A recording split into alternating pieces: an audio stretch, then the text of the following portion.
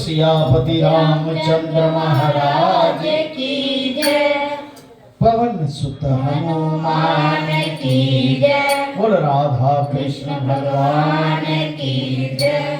बोल गीता माता की जय। बोल गंगा जमुना सरस्वती माता की जय। सच्चिया जोता वाली माता की जय। गुरु रूप सत्संग जी, हम सभी भाग्यशाली हैं कि अपने सदगुरु महाराज की शरण में बैठकर श्रीमद् भगवत गीता जी के पाठ का आनंद ले रहे हैं। आज उनका संपूर्ण 18 अध्यायों का फल है, 18वें अध्याय का महात्म है। ऐसा गुरु महाराज जी कहा करते हैं कि इसको लेकर अगर कोई इच्छा रख के कोई भी काम करे तो वो ईश्वर उसकी इच्छा पूरी करते हैं। इसका लगातार अध्याय करने से उसका रिजल्ट निकल आएगा कि कैसा होगा, कैसा है इसका। बोल शंकर भगवान की जय। 18वें अध्याय में पूरा रिजल्ट उन्होंने निकाल दिया। संजय ने धृतराष्ट्र को कहा कि तेरे पुत्र कौरव अब हारेंगे, क्योंकि भगवान श्री कृष्ण जी ने बिल्कुल अर्जुन को कायम कर दिया है। उसने पहले ही सारे अंदर मार रखे हैं, तो अब ये हार जाएंगे, पांडव जीतेंगे। ऐसा उन्होंने कहा कि ये इसको निश्चय समझ लो। धृतराष्ट्र को बोल दिया। आइए अब 18वें अध्याय का महात्म थोड़ा सा शुरू करें। सियावर राम जय जय राम। सियावर राम जय जय राम। मेरे प्रभु राम जय जय राम। मेरे प्रभु राम जय जय राम। मेरे श्री राम जय जय राम। मेरे श्री राम जय जय राम। वो शंकर भगवान की जय। नारायणो वाच। हे लक्ष्मी, अब 18वें अध्याय का महात्म सुनो। जैसे सब नदियों में गंगा जी श्रेष्ठ हैं, देवताओं में हरि और सब तीर्थों में पुष्कर राज, सब पर्वतों में कैलाश पर्वत, सब ऋषियों में नारद, सब गौओं में कपिला कामधेनु गौ, तैसे सब अध्यायों में गीता जी का 18वां अध्याय श्रेष्ठ है। बोल शंकर भगवान की जय। अब आप उसका फल प्राप्त करिए। क्या है गीता का फल? बड़े प्यार से सुनने। सियावर राम जय जय राम, मेरे प्रभु राम जय जय राम, मेरे श्री राम जय जय राम, करो कल्याण सीताराम। अब इसका फल सुनो। सुमेरु पर्वत पर देवलोक में इंद्र अपनी सभा लगाए बैठे हुए थे। इंद्र महाराज जी उर्वशी नृत्य किया करती थी। वो जो वहां पर नृत्य की थी उर्वशी, वो नृत्य, क्योंकि वहां देवलोक है, वहां सुख ही सुख है, स्वर्ग स्वर्ग है, नृत्य किया करती थी। बड़ी प्रसन्नता में बैठे, इतने में एक चतुर्भुजी रूपधारी को पार्षद ले आए। जो भगवान जी के पार्षद थे, वो एक चतुर्भुजी रूपधारी को इंद्रलोक में ले आए। इंद्र को सब देवताओं के सामने कहा, तुम उठ, इनको बैठने। बोल शंकर भगवान की जय। अब इंद्र ने कितने हजारों साल तपस्या करके इंद्र का आसन लिया, और उसको पार्षद कहते हैं कि तुम उठो और इनको आसन ग्रहण करने दो। बड़े कमाल की बात है। यह सुनकर इंद्र ने प्रणाम किया। उसने तेजस्वी को बिठा दिया, क्योंकि भगवान विष्णु के पार्षद थे। इंद्र कैसे मना कर सकता है? क्योंकि जो मैसेंजर होते हैं, संदेश वाहक होते हैं, वो उसी का ही रूप होते हैं, आते हैं, तो मना करना अपमानजनक बात होती है। उन्होंने कहा पहले बैठो, बाकी बात में बात करते हैं।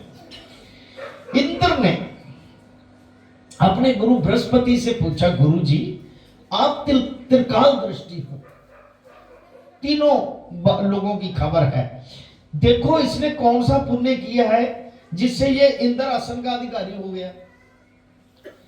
मेरे जानने में इसने कोई पुण्य व्रत दान नहीं किया। जितनी इंद्र के पास तपस्या थी उस हिसाब से अपने तपोबल से देखा, इसने तो कोई पुण्य नहीं किया जिससे ये इंद्र आसन का अधिकारी हुआ। विशेष ठाकुर को मंदिर नहीं बनाया, तालाब और कुआं नहीं लगाया, किसी भी अभय दान नहीं दिया, किसी को अभय दान नहीं दिया, रक्षा नहीं की किसी की। बृहस्पति जी ने कहा चलो नारायण जी से पूछते हैं।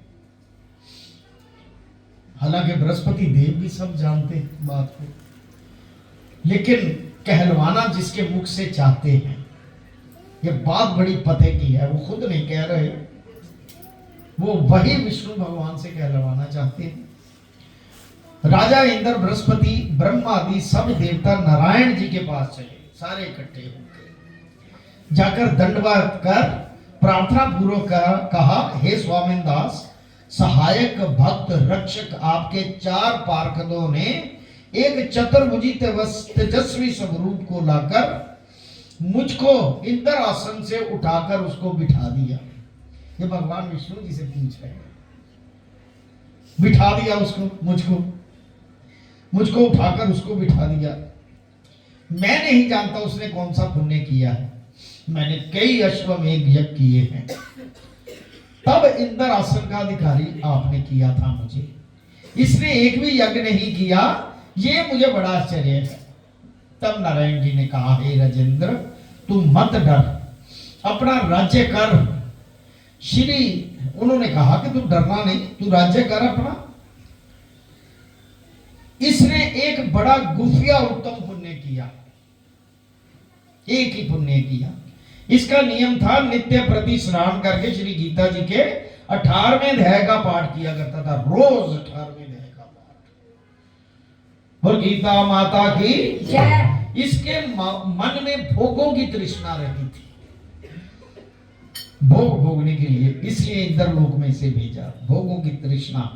जब इसने देह छोड़ी तब मैंने आज्ञा करी, हे पार्षदों पहले इंद्र लोक में जाके इसे भोग भोगाओ, क्योंकि गीता पाठ किया है, 18वां अध्याय रोज पढ़ता है, नित्य नेम करता है, इससे पहले इंद्र लोक में जाकर भोग भोगाओ आश्रम लेके अच्छी तरह से। जब इसका मनोरथ पूरा हो जाए, क्योंकि इच्छा रख के काम किया हो, तो ये 18वां अध्याय उसके लिए बेटर, रोज करो। और जल ले लो, जल को साक्षी रखो, वरुण देव हाथ में जल लेकर, कुछ मंत्र नहीं आता तो भावना से मेरी ये इच्छा है, हे श्रीमद् भगवद गीता, सदगुरु महाराज मेरी इच्छा पूर्ण करें, अंजलि दी। और नीचे से उठ के ओम इंद्र देवाय नमः, जल को मत्थे पे लगा के उठ जाओ, बस ऐसा रोज करो, क्योंकि इसकी विधि होनी चाहिए करने के लिए। जब इसने देह छोड़ी मैंने आज्ञा करी, हे पार्षदों तुम इसको पहले ले जाकर इंद्र लोक भोगाओ, जब इसका मनोरथ पूरा हो तो मेरा सायुज्य मुक्ति को पहुंचाओ। मनोरथ पूरा हो जाए, कंप्लीट हो जाए, ते मेरे धाम लाओ। तुम जाकर भोगों की सामग्री इकट्ठी करनी, और कहा इंद्र लोग के सुख को भोगो। कुछ काल इंद्रपुरी के सुख भोगाकर श्री भगवान की कृपा से सायुज्य मुक्ति देकर वैकुंठ का अधिकारी किया। श्री नारायण जी कहते हैं लक्ष्मी, शिव जी कहे हैं हे पार्वती, ये 18वें अध्याय का महात्म है। श्री पद्म पुराणे सतीश्वर संवादे उत्तराखंड गीता महात्म 8वां अध्याय संपूर्ण। सियावर राम जय जय राम, मेरे प्रभु राम जय जय राम, मेरे प्रभु राम जय जय राम, मेरे श्री राम जय जय राम, मेरे श्री राम जय जय राम, करो कल्याण सीताराम, करो कल्याण सीताराम। ऐसे ही मनोभाव से ईश्वर की शरण में रोज आया करो, क्योंकि ईश्वर जब प्रसन्न होते हैं ना तो किसी को नहीं देखते, कहते ये मेरा भक्त है, मेरी शरण में आया है, वो सारा कुछ चेंज कर सकता है। ईश्वर तो नहीं भी लिखा वो भी चेंज कर सकता है, लेकिन उतनी अपने अंदर प्रकाश, अपने अंदर हट, अपने अंदर उतना प्रेम ईश्वर के प्रति होना बहुत जरूरी है। प्रेम को ना त्यागो, प्रेम बहुत बढ़िया होना चाहिए, प्रेम आपके प्रेम में कमी नहीं होनी चाहिए, फिर ईश्वर के काम में किसी में कोई देरी नहीं। ये श्रीमद् भगवद गीता जी का निचोड़ है, सारी बात का निचोड़ है। ओम नमो शिवाय, हरि ओम नमो शिवाय,